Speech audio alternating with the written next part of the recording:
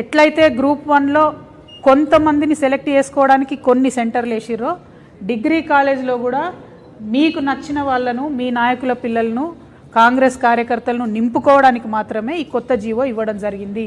ఇందులో ఎటువంటి అనుమానం లేదు. ఈ జీవో 4ని తక్షణమే రద్దు చేయాలి. దాదాపుగా 40,000 మంది విద్యార్థులు దీని మీదనే ఆధారపడి ఎన్నో రోజుల నుంచి ప్రిపేర్ అవుతున్నారు. ఖచ్చితంగా రద్దు చేయాలి.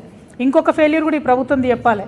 ఈ బీఎస్సీ నర్సింగ్ అసోసియేషన్ వాళ్ళు వచ్చిపోయిన మొన్న వీళ్ళకి ఎగ్జామ్ వేసిరు, 40,000 మందికి ఎగ్జామ్ వేసిరు, వాళ్ళు రాసిండ్రు, 1:25 రేషియోలో సెలెక్షన్ చేస్తామని చెప్పి ఇంతవరకు రిజల్ట్ బయట పెట్టరు. 9 నెలలు అవుతుంది. ఆ పిల్లలు తిరుగుతారు ఆఫీస్ చుట్టూ. తిరిగితే కసిరించుకోవడం వల్ల మొన్నైతే లిటరలీ సెక్యూరిటీ వాళ్ళని పెట్టేసి నిరుద్యోగుల్ని బయటకు నూకేసింది మీ ప్రభుత్వం.